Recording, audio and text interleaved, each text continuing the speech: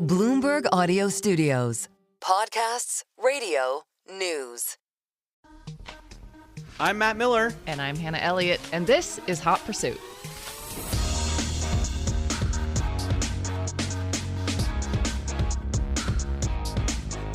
Okay, we had a chance to record this from the same studio in the same city today, but I screwed it up. No, you didn't at all. You didn't at all. And honestly, I'm not at all surprised that you are not here. And I really don't think you should be. I thought it was really ambitious and possibly crazy that you were going to be here, but I wasn't going to say anything. So you are in New York City. Yeah. First of all, what are you doing in New York City? So I'm in New York because every year for a few days at the beginning of the year, we have a Pursuits editorial planning meeting. And we just spend a few days like setting goals and planning our editorial coverage as much as we can and venting and bonding. And we had a big dinner last night with the team. Shout out to Chris Rouser, who's the editor. We have some new editors that we got to meet. And so it's just sort of an annual confab of all of our Pursuits coverage, which includes, of course, watches and art and food and travel, all the fun things, and cars, of course. So it's fun. I love Pursuits, by the way, and I follow now so many of you, I realize, on Instagram that I see these things happen. Yeah. I follow you, and I follow Chris, and I have ever since I've known you two. But Sarah Rappaport, who used to work with me in TV, is now in Pursuits. Yes, and she's killing it. Sarah's based in London, as you know, and she's killing it, especially with these really high dollar real estate listings that she goes to see, and then she gets all of this very great, I don't want to say gossipy because that sounds like it's trivializing it, but really insidery information about these really cool spots. So she's doing great. And of course, Kate Crater does our food coverage, and like every chef seems to just be in love with her. So she's great. And then James Tarmy, of course, does our other real estate, but also a lot of art and sales. So he's great. And of course, Nikki Eckstein, the travel czar. Yes, and I used some of her tips over the last couple of weeks. I read all of Nikki's stuff, and I had an insane trip. Tell me everything. So first of all, I went to a very remote spot in Indonesia, in West Papua, actually, for a couple weeks of scuba diving. And it's my fourth time at this one resort. It's called Mosul, and it is one of my favorite places on Earth, if not my number one. You had been favorite. There before. I've been there 4 loved times. It. Yeah, wow. It's the best diving that I've ever seen, and I've dived in a lot of different locations in the Caribbean, in Europe, and the U.S., but nothing compares to Raja Ampat, which is where Mosul is. Wow. So that was amazing, but the thing is, it takes forever to get there. How did you get back? Walk us through your return itinerary. So the place is 5 hours away by boat from any airport, or from any land. So we had to take a 5-hour speedboat to Sarong, which is like... This is going back. This is coming back to the States. Yeah, coming back to the States. Okay. But I did the same thing in reverse. Okay. Right? So then in Sarong, you've got to sleep there. There's only like one flight in and out of Sarong to Jakarta. So you got to sleep in Sarong. You fly to Jakarta the next morning, and then from Jakarta you can go any number of ways. We've gone through Tokyo, we've gone through Istanbul, we've gone through Doha, and this time we chose to go through Singapore. Okay. Which is very cool. And on the way there, we actually stopped and spent a couple days in Singapore. And that's where I used some of Nikki's tips. Cool. Because they have amazing architecture and hotels. That's what I hear. It's such a cool, trading spot that was set up by like Raffles, some British, colonialist a couple hundred years ago. So it was really fun for me. But the flight from Singapore back to New York is 18 hours. So I've never been on a flight that long. That's really, really long. It's insane. Yeah, it's just so nuts. Yeah. I mean, what did you do on the flight? On the way there, I watched like 6 movies. Yeah. Um, That's just And on the way back, I tried to sleep as much as I could because I was getting back at 6 and I wanted to get 6 a.m. 6 a.m. Yeah. and I wanted to get to work. Yeah. But by the time we landed and got through customs and stuff, I realized I would be no good to anybody in the office. Yeah, that seems right. What were the travel tips that you used in Singapore? I'm curious. Did any in particular stand out? Well, just the hotels there are amazing. I mean, some of them obviously are not, and some of them are.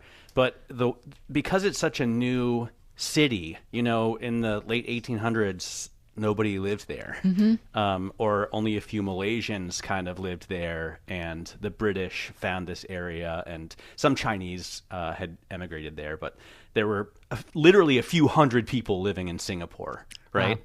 And now there are millions. So because it's so new, they've been able to completely build it, plan it with modern engineering, and they've developed a marina around the trading port that is just spectacular to see. Cool. And one of the hotels, the Marina Bay Hotel, where we stayed, has a few different skyscrapers, and then on top there's this giant, what looks like a huge cucumber or a baguette that goes across all of the skyscrapers, and it's just amazing. There's an infinity pool. Is that it just a walkway? Spans. Oh, it's a pool? Yeah, it's a pool. Okay. There are some trendy restaurants up there. There's a lot of shopping. That was one thing that disappointed me, is the shopping. Oh. What were you shopping for in particular? When I go to someplace unusual, for example, when I go to Tokyo, I like to go to the Real McCoys or check out, some local leather shops. I was waiting for the leather jacket. Yes. Exactly. These things that you can only get in Tokyo, clinch boots. In Singapore, all the shopping stuff was stuff I could get on Fifth Avenue. Like the same stores, same brands. That's disappointing. It's a bummer, right? Yeah. How was the diving, on another note? The diving was amazing. It was good. Did you see, what animals did you see? I mean, there are so many fish there. This place in Raja Ampat is one of the few spots on the globe where the biodiversity of fish is growing rather than declining because of the work that Missoula has done. They created this huge 1,200 square kilometer no take zone, so there's no fishing there anymore. Wow. They started it about 30 years ago because they found a shark finning camp, and all of the different species were being destroyed. Obliterated. I remember you said that. So now it's flourishing, and the coral's alive and colorful and beautiful, and that's so cool. Yeah, it's amazing. You don't look too sunburned.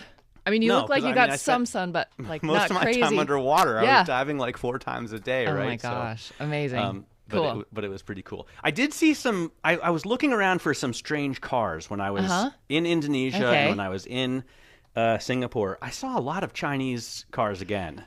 I gotta get to China. Stuff that I'd never seen. Like I was riding around in this MG, the British brand, van. It's not a British brand anymore. Electric, like a minivan, although a little larger than you'd think a minivan would be. Was that an Uber or some sort of like? Yeah, interesting. A grab. Okay, a grab, which is like an Uber. That's funny. Was it good? I mean, what was it like? It was, it was pretty great for utilitarian, purposes. Vehicle. I saw a lot of hot cars when we pulled up to the Conrad Hotel, which is like a Hilton. I guess that was like Paris's grandfather or whatever. Sure. I saw a Revuelto, an orange Revuelto. Okay. Parked next to a McLaren 750. Nice. And there was what's the Rolls-Royce SUV? I always forget the name. The Cullinan. Cullinan, yeah. And a Ferrari, I think it was a 488. So there were a bunch of these cars, and I asked the guy at the counter, I was like, yo, are these hotel cars? Like, can I take one of these out for a spin? He says, no, these are just local businessmen because there's a bar here. They come after work to have drinks with their colleagues. Oh, okay, cool. Did you see any It was 4 o'clock, old by cars? the way. Well, it's fine. Old cars? No, not really. Nothing. Yeah. No, in Indonesia, it's mostly, beat up late model Japanese and Korean and Chinese minivans for taxis, and then scooters. But everybody loves MotoGP, which made me feel really at home. Yeah. Even our dive guides were all, had chosen either Yamaha or Honda or Ducati. And a lot of these brands, like Honda has, their motto is Satu Hati, which means one heart. And Yamaha's motto is also in Indonesian. I think it's Semakin di depan, which means never behind. And they choose these great Indonesian mottos because so many Indonesian people watch MotoGP. Wow. So if you disappear ever, we should look for you in Indonesia? Yeah, or don't Singapore? look for me in Indonesia. Yeah, we won't look for you in Indonesia. Perfect. I mean, it sounds like you sort of dropped right in and felt really comfortable and at home. That's cool. Yeah, I've already made reservations again for 2027 You're and kidding for me. 2029. Wow. So it's like an every other year type of thing. Yeah. Cool. And they're sold out a lot, too, so you can only make a few reservations and then cool. hope That's someone awesome. cancels. By the way, speaking of racing, not MotoGP, but Formula One, I was reading a story that you did on a Mercedes that went over the block for a lot of money. Oh, man. But in the story, deeper down, you reported on a couple of other more recent Formula One cars that have gone for big money. Yeah. And I thought it was interesting that I didn't know. People who follow this stuff do, but Lewis Hamilton's Mercedes, Formula One Mercedes, went for basically twice the price of Michael Schumacher's Ferrari. Yeah. And it stuns me. Yes. Both sales were like this year, right? Or recent. Yeah, so Hamilton sold his in 2023 for almost 20 million, 18.8 million. But were you saying that you'd rather have Schumacher's? Yes, and it's not an argument about who's better. I know that Hamilton, could be the greatest of all time, and he is still in the midst of making building his legend, right? We got him at Ferrari now. But it's not a Ferrari, right? So and Schumacher also, for people, I feel like for people who are buying $9 million cars, right? I think it went for $9 million. 7.5. Well, 7.5 probably before premium. They must be, want the Ferrari more, I would think. And also the Ferrari is from the golden era of Formula One, before it was sort of dumbed down to like turbocharged 2-liter 4-cylinders. This or whatever they use now. This is really interesting because you bring up a really good point that, okay, the number one most expensive car that's ever been sold is the Uhlenhaut Coupe, which is a Mercedes, which sold for $142 million in 2022. And then that's a very old one. That's that's SLR, right? Yeah, that's an old one from the 50s. And then this 1954, also Mercedes Streamliner, that sold for almost $50 million last Saturday, is the second highest price ever taken in public at auction. So both of those top sales are Mercedes vehicles, which is interesting because generally Ferraris are considered, the blue chip vehicles. Fair. Although Fangio drove the Streamliner that you wrote about last week. Yeah, right? but he didn't win any Formula races. Like the thing about this car, and once we get into such weird high rare air, I mean, it's all just sort of theoretical anyway. But the thing about this Streamliner is, yes, Fangio drove it, and so did Sterling Moss, but it didn't actually win any significant races. Sterling Moss had a couple of fast laps in it, and Fangio won sort of an exhibition style race in Buenos Aires that I'm sure was really cool. And he did it, the race was actually 2 different days of racing that they averaged the time. So it wasn't actually a Formula One race. So when you talk to people who know these cars really well, they're like, well, of course it's a very special car, but it's not the most special. And part of the reason why it's not is because it hadn't won any real significant Formula One races. I mean, again, those 40 two, million. Though, so those two Mercedes, right? The Streamliner, which is the W196R, and the 300 SLR Uhlenhaut Coupe, which is obviously, one of the most famous Mercedes of all time. Those are from the mid-50s. Yes. So they're not going to be many of those left, right? The No. Formula One cars that the Hamilton car and even the Schumi car was, I think, from 2000-ish. So, those there are others out there. Right. That's the other thing. The Uhlenhaut is considered a one of two. This Streamliner, there were 14 of them made. This is, one of four in the same body style that are remaining. But 1 and 4 is twice as many as 1 and 2. And, again, these are like, we're splitting hairs here.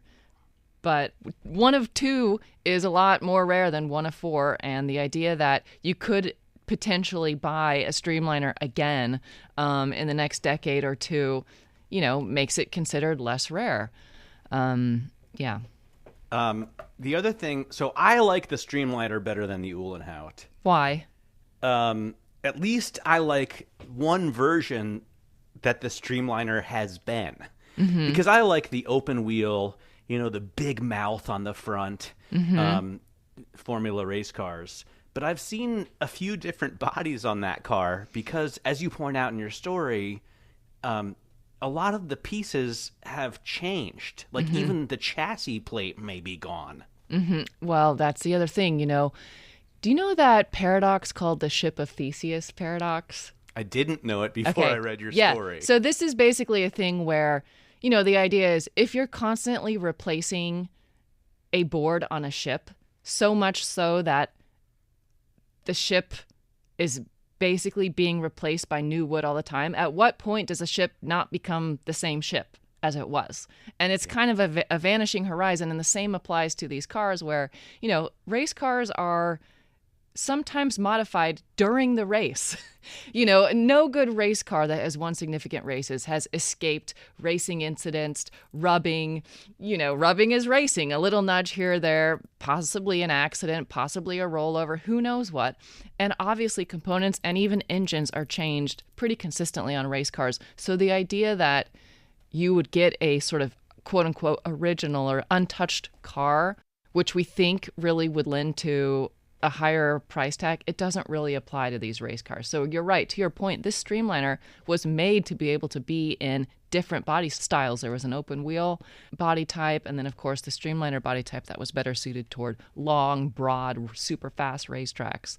I think the Streamliner look is really cool. The sculptural part of it. I mean, the open wheel to me looks more old school, like old. Yeah. But the Streamliner looks actually kind of futuristic, which I think is really cool. The old school, like Formula open wheel racer is what I would love to have. But nobody makes anything like that now except for in kit car form. Yeah. I mean, the other thing that is really interesting as we're talking about Ferrari versus Mercedes is there was another car that is part of this series of sales. We should say that this Streamliner, this 1954 Mercedes Streamliner, is part of a 3-series sale of cars that the Indy Museum is auctioning off to raise money for their endowment. And the second car in that sale was a 1964 Ferrari 250 LM with actually a better racing history than this Mercedes. This Ferrari, this 1964, number one, it's a Ferrari. Number two, it actually won Le Mans outright. So it has a significant race win under its belt. But that car sold for just under $32 million. It's not as rare as the Mercedes. So I don't know. It's interesting. Some of these Mercedes just really seem to pop in terms of the value in a way that the Ferraris haven't lately. But you could argue they're more rare. And I guess the rarity is part of it. And even though the race cars have been, have had almost every single piece replaced, they still have that, the idea that Sterling Moss drove it, or that Fangio drove it, or that Schumi drove it.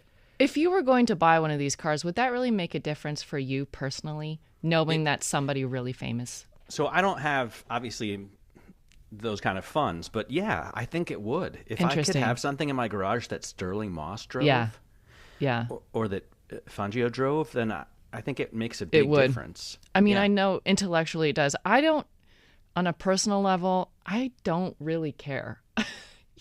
So some old guy sat in it for a few laps around a racetrack. And to me, it's like I care if the car looks cool and I connect those aren't with just it. some old guy. They're kind right? of at this point. But I would have They're a so problem old, they're if dead, so but- much Hannah had been changed. Like when Fangio drove it, if it was an open wheel race car, and since then, everything from the axles to the body to the seats, the steering wheel, like everything is different. And the only thing is the same as the chassis, the number, number that's printed on the chassis.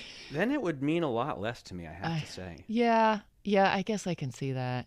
I mean, do you care that that Porsche 917 at the Mecum auction recently? Do you care that it had been driven by Steve McQueen? Would that make any kind of difference to you?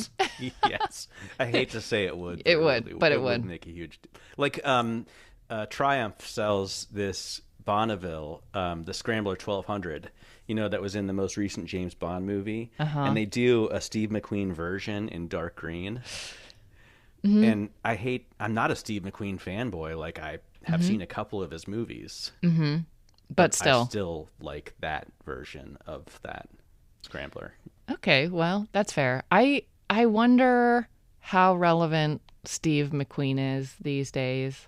Yeah, you're right, for the kids. There are plenty of people who don't even know who he is. There are plenty of people that don't think Bullitt was a very good movie. Well, yeah. And there are plenty of people who think Steve McQueen was a bit of a jerk. We can go down that road too. Yeah. But anyway. Anyway, I loved Bullitt, and I haven't gone down the Steve McQueen is a jerk road, although obviously I've heard so much about it. Yeah. I sent you an auction car this morning. A buddy of mine is selling his SL600, and this is a different kind of thing. You wrote about the W129 Mercedes. Yes. And I prefer the previous generation, but this thing is a beast. It's got... now, why is he selling it? Do you know? So I know that he has had one in the past. This is a 2001 SL600, and it's got the 6-liter V12. And he had that exact car previously that was a driver for him. He put like 50,000 miles on it. But this particular one he picked up with just like dealer delivery miles. It's got... I was going to say, that to me is such a red flag. 187 miles. Yes, only 187 miles. That's because he bought it. Okay, so that's fair. There's an explanation. He bought it from the guy who bought it from the dealer, and so the dealer it's never local been to them. driven. It's never been driven, and he had it some as shakedown miles for sure. He is Philip Richter, by the way, who he runs the Turtle Garage. We've had him on the show before. Yep. And he had this car sort of on display at the Turtle Garage. So, and he has this car show every couple of years. So he had it on display. It was like a display model, Yeah, and I see it's got Montana plates. It's so mint. Like it's definitely mint because it's never been driven.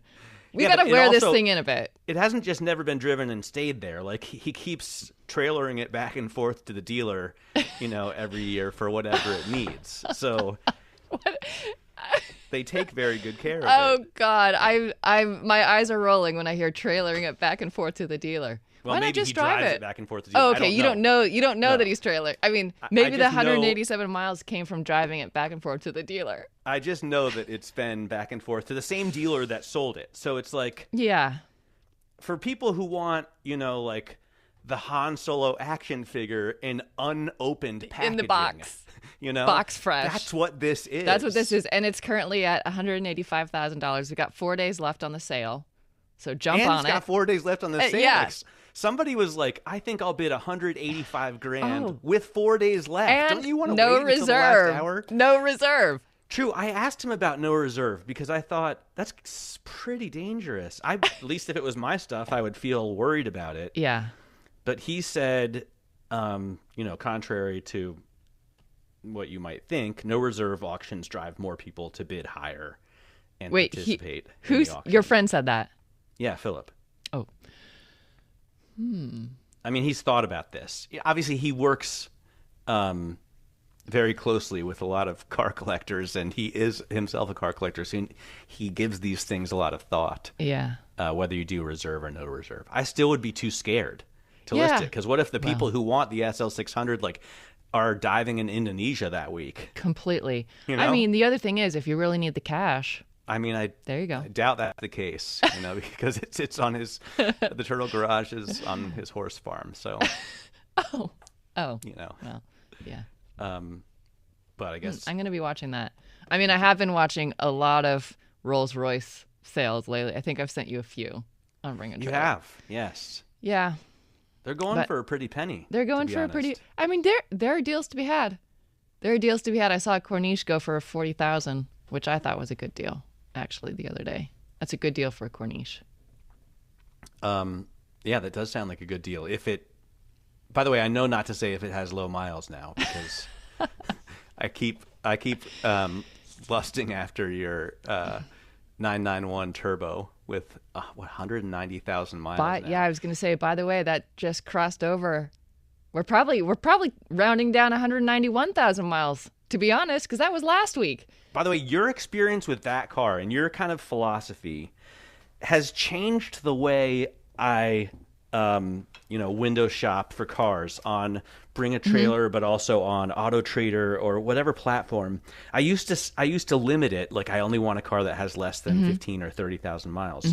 And now I'm thinking, if it's one owner, I'm happy to have, and you want to check that owner was responsible, but I'm happy to have something that has high miles. Yeah, I think it's a case of read the room. Like, understand the context of the car. You can't just make a blanket statement about that kind of thing. It depends on the car. It depends on the make.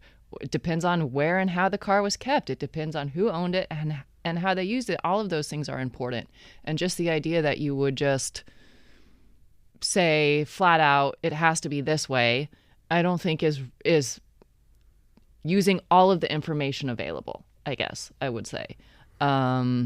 I wouldn't have any concerns about much on a high mileage car. Like the motor, obviously, if it's been driven a lot, it's been serviced a lot, and potentially, yeah. I guess the seats are maybe a little squishier than they were before, but I don't care about that. It's the suspension that would bother me, and I guess you can have it replaced. But a lot of these expensive cars have air suspension that's very expensive to replace. That's totally fair. I guess it just also kind of depends on how you want to use it and what you're looking for. I admit that I am not too fussy about everything being perfect, because I don't actually think anything is perfect. And I'm far more interested in using something for fun. If you're going to invest in a car, and they are investments no matter what you're putting money toward it, you might as well get some fun out of it.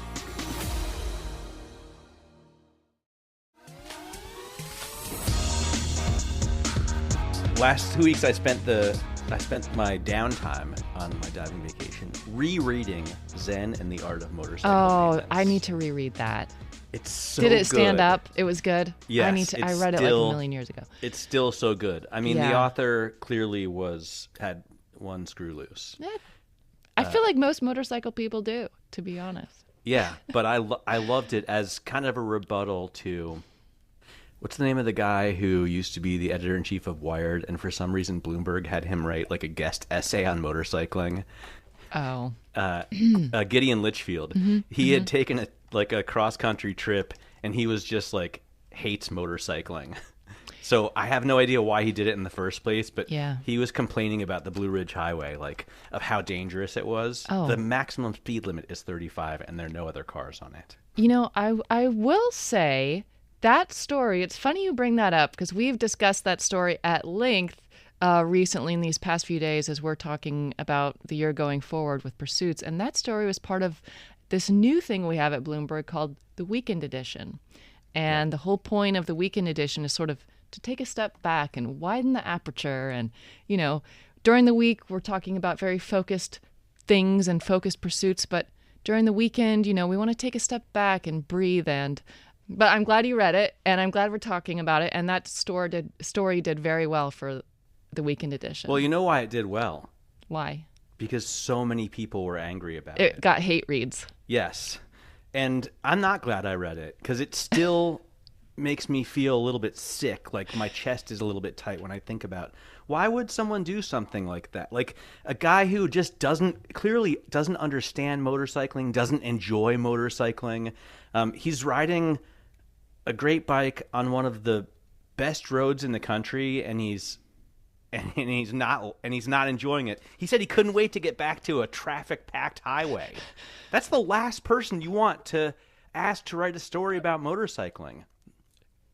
Why don't you write a rebuttal? Honestly, Would love to. because that's a great road. I've ridden that road Yes. on my 2007 Ducati Monster S4 RS, and it was an absolute joy. I took Yes. that road down to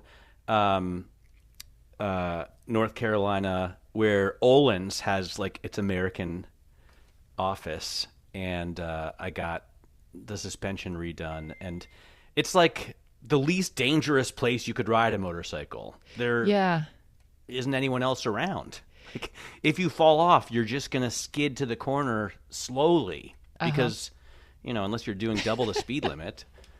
I don't know. I would love for you to write a rebuttal, and I have to say, I'll take the hate reads.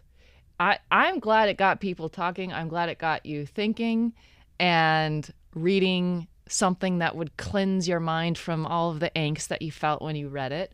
At least it's sparking some sort of reaction. That's a good point.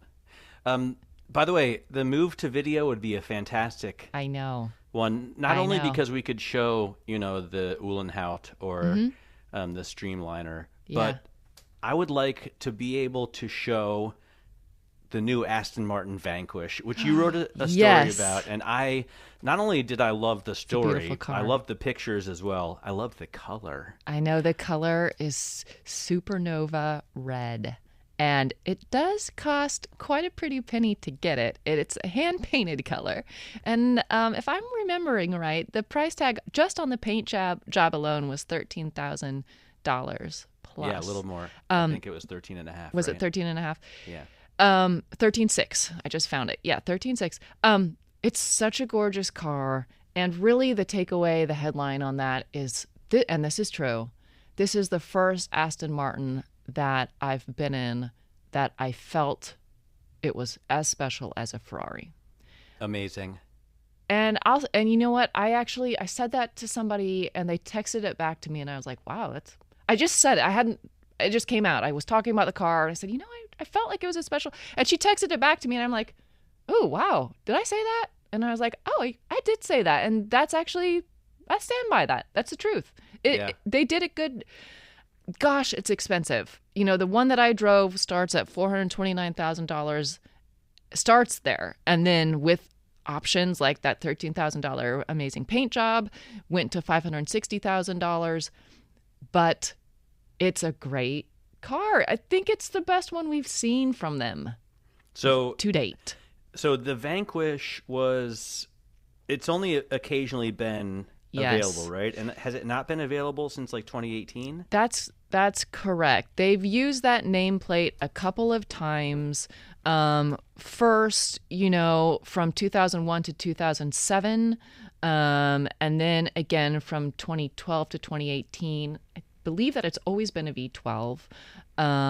It's a 2-seat only coupe. One of the new things this year is they're only offering 2 seats. I think previous iterations did offer a back seat.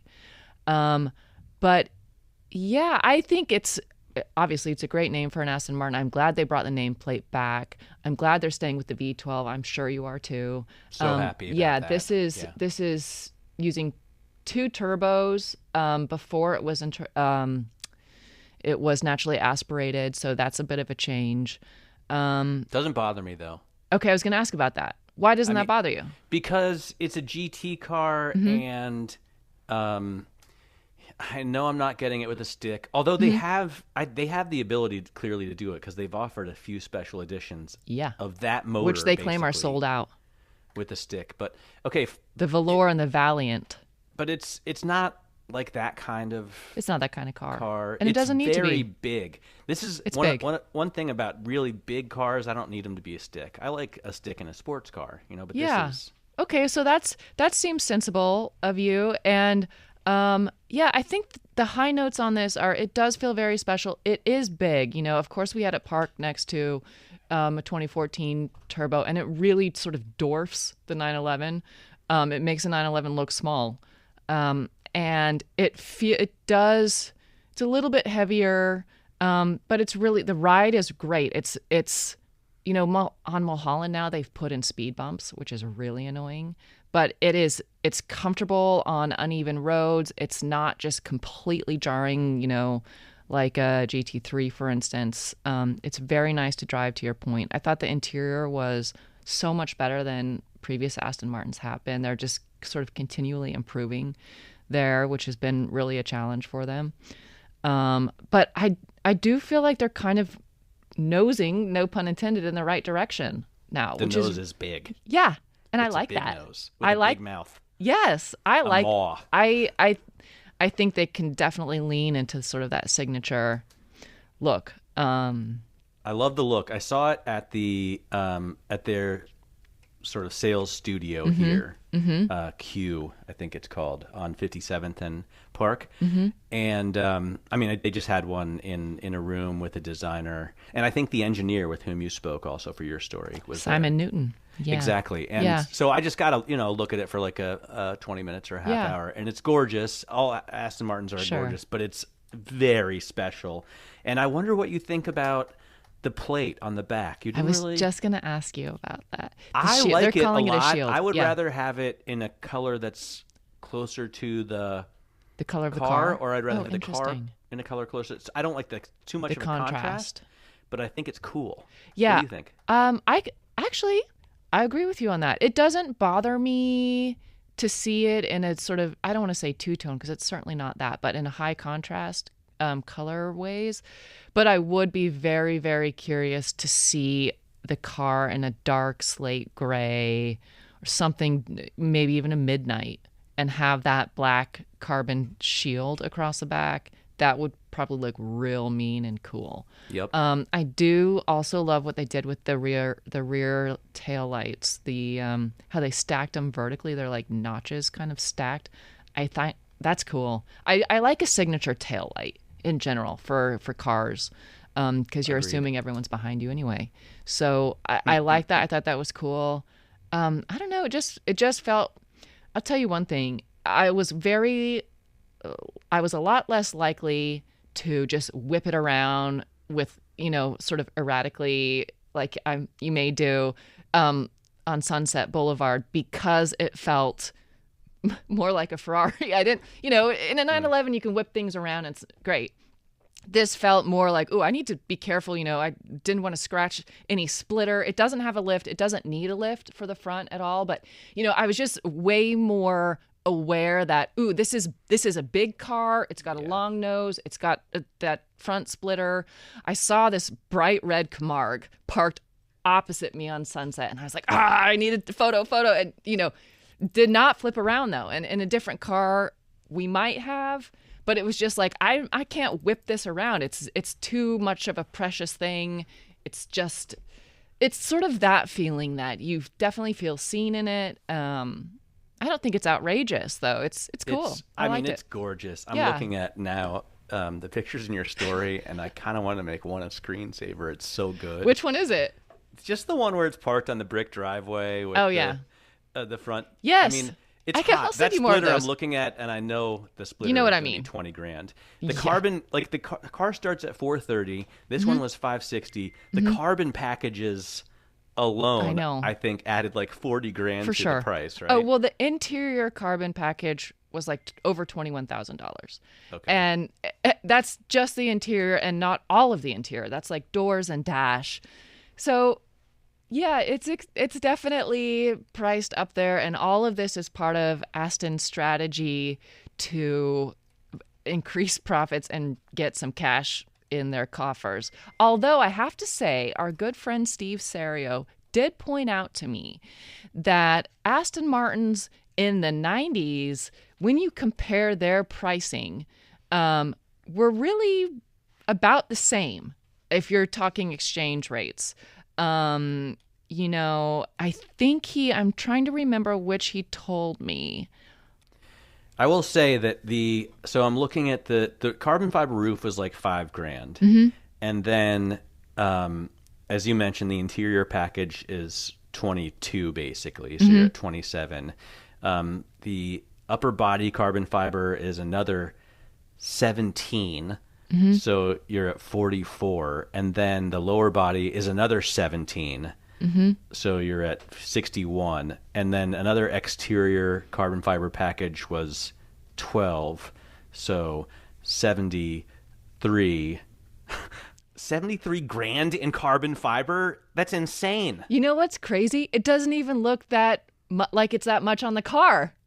It's not like the car is, nose to tail carbon fiber. It's like it looks actually like, oh, pretty classy. There's a touch there. There's a touch there. But yeah, it's a lot of carbon fiber, but it's not like full carbon fiber hood. It's just they really can drive. What they want to do is get the kind of margins that Ferrari has. Everyone wants to be Ferrari. And that Porsche was aiming for. By the way, Porsche missed big on margins. Do you want to talk about that? Because we don't have to talk about it, but it's another example of a manufacturer that's going to take a huge loss. I think an $800 million write-down this year because of their exploration of EVs, right? And I don't hate all EVs. No, and this is a great segue. I know where you're going with this. I love the Kia EV9, for example. I love the EV9, and I love the 500e, the Fiat 500e. Me too. Great. Me too. And I actually also loved the Rolls-Royce Spectre.